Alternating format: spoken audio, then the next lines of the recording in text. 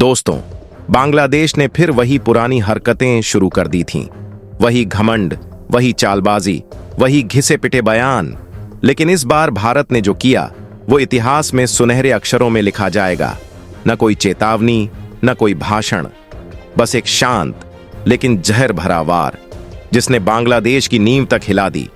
3 दिन पहले भारत ने एक चुपचाप फैसला लिया और वो था बांग्लादेश को दी जा रही खास ट्रांसशिपमेंट सुविधा को पूरी तरह बंद करना। जी हां, वही सुविधा जिसकी बदौलत बांग्लादेश अपना माल भारत के रास्ते अमेरिका और यूरोप जैसे देशों तक पहुंचाता था। और जैसे ही यह रास्ता बंद हुआ, बांग्लादेश की जुबान लड़खड़ाने लगी। बांग्लादेश ने घबराकर कहा, हमें कोई फर्क नहीं पड़ता, हम संभाल लेंगे। लेकिन दोस्तों, असली खेल तो अगले दिन सामने आया जब भारत ने पिछले 2 साल का डाटा सबके सामने रख दिया। और जो सच सामने आया वो ढाका से लेकर बीजिंग तक हर तख्त को हिला गया। पता चला कि 2023 में करीब 3,500 ट्रक बांग्लादेश ने भारत के जरिए भेजे थे और 2024 में यह संख्या बढ़कर 4,900 हो गई थी।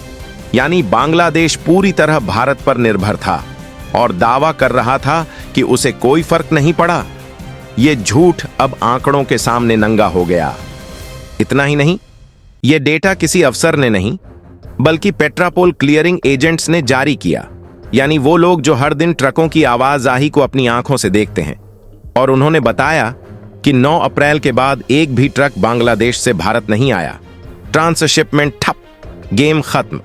लेकिन दोस्तों, यह सिर्फ एक ट्रक की कहानी नहीं है, यह तो ट्रेलर था। असली तूफान तो तब आया जब असम से आवाज उठी, बांग्लादेश को स्प्लिट कर दो। त्रिपुरा से गूंज उठा, हमें चिटगांव चाहिए। अब बात सिर्फ कारोबार की नहीं रही, अब मामला सीधा राष्ट्रहित का बन चुका था। भारत ने दुनिया को दिखा दिया कि जब कोई पड़ोसी दोस्ती की आड़ में पीठ में छुरा घोंपे तो हिंदुस्तान चुप नहीं बैठता। अब भारत बदल चुका है। अब जवाब शब्दों से नहीं, सीधा एक्शन से दिया जाता है। और इस पूरे घटनाक्रम को चीन आंख फाड़कर देख रहा है।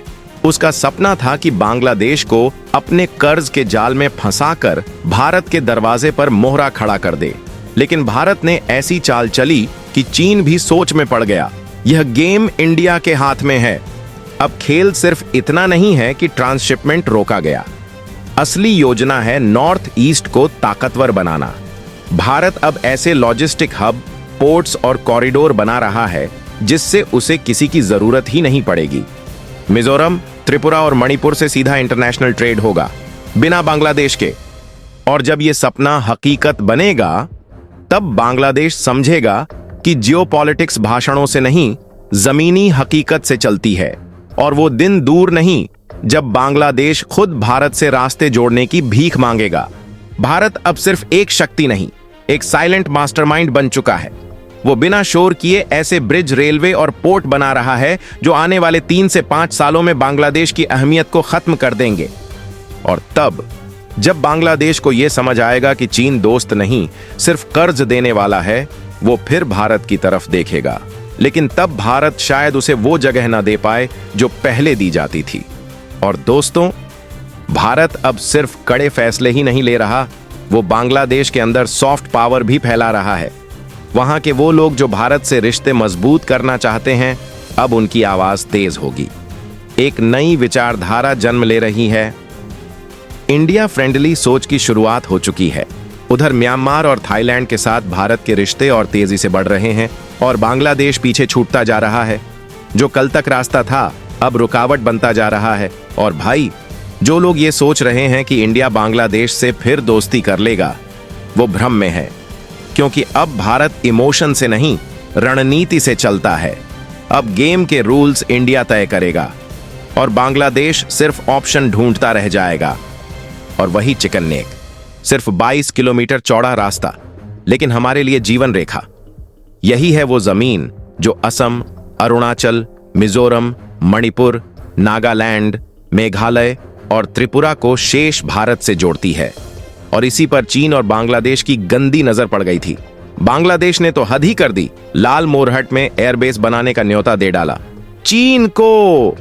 बस यहीं भारत का धैर्य टूटा और पीएम मोदी ने चल दिया। मास्टर स्ट्रोक, सबसे पहले भारत ने बांग्लादेश की ट्रांसशिपमेंट सुविधा को ताला लगा दिया। अब बांग्लादेश अपने माल को भारत के बंदरगाहों के जरिए एक्सपोर्ट नहीं कर पाएगा। दोस्तों, यह वही सुविधा थी जिससे बांग्लादेश ने सालों तक फायदा उठाया, लेकिन अब सब खत्म। 8 अप्रैल 2025 तारीख दर्ज कर लीजिए, जब भारत ने खेल पलट दिया। अब बांग्लादेश को अपने भीड़ भाड़ वाले चटगांव और मोंगला पोर्ट पर निर्भर रहना पड़ेगा, जहां समय ज्यादा, लागत दुगनी और नुकसान भारी। आंकड़े बताते हैं, भारत के इस एक फैसले से बांग्लादेश को हर साल $100 मिलियन से ज्यादा का नुकसान होगा। बांग्लादेश की 15% निर्यात व्यवस्था चरमरा गई है और सबसे बुरा हाल हो रहा है उसका कपड़ा उद्योग, जो उसकी जीडीपी की रीढ़ था। लेकिन कहानी यहीं खत्म नहीं होती। अब आता है कलादान का कहर। भारत का अगला प्रहार सीधा दिल पर। म्यांमार के साथ मिलकर भारत बना रहा है Kaladan multi modal transit project, एक ऐसा रास्ता जो भारत के पूर्वोत्तर को सीधा समंदर से जोड़ेगा, वो भी बांग्लादेश को 1 इंच भी छुए बिना। कोलकाता से म्यांमार के सितवे पोर्ट तक समुद्री रास्ता, फिर नदी और सड़क मार्ग से सीधा मिजोरम। कुल 904 किलोमीटर का ये रास्ता भारत के लिए बना है गेम चेंजर। जहां पहले 10,600 किलोमीटर में सामान पहुंचता था, अब वो दूरी सिर्फ 500 किलोमीटर रह जाएगी। समय और लागत दोनों में 60% की जबरदस्त कटौती। 2025 के आखिर तक ये प्रोजेक्ट पूरा होने जा रहा है और भारत ने इसमें झोंक दिए हैं पूरे $1.75 बिलियन। अब न बांग्लादेश की चाल चलेगी, न चीन की चालाकी। भारत ने सिर्फ व्यापार ही नहीं छीना, बल्कि बांग्लादेश को कूटनीति, सामरिक और रणनीतिक हर स्तर पर घुटनों पर ला दिया है। राफेल, S-400, आकाश और ब्रह्मोस जैसे हथियार तैनात करके भारत ने चिकन नेक को बना दिया है अभेद्य किला। और इधर मोहम्मद यूनुस की अंतरिम सरकार कर रही है भारत से पंगा। भारत ने बता दिया, अगर साजिश रचोगे तो अंजाम भुगतोगे। 2024 में बांग्लादेश में हिंदुओं पर हमले, चीन पाकिस्तान से दोस्ती, भारत ने हर हरकत का दिया है मुंह तोड़ जवाब। अब बांग्लादेश के लिए कोई रास्ता नहीं बचा, हर तरफ से घिर चुका है वो। और भारत की योजना साफ है, हम दोस्ती का हाथ बढ़ाते हैं, लेकिन अगर साजिश हुई तो हाथ मरोड़ना भी जानते हैं। कलादान प्रोजेक्ट से भारत को मिलेगा फायदा, पूर्वोत्तर में रोजगार, सड़कों का जाल और विकास की बयार। 2030 तक इस रास्ते से 10 मिलियन टन सामान का व्यापार होगा और भारत बन जाएगा साउथ एशिया का सबसे बड़ा ताकतवर खिलाड़ी।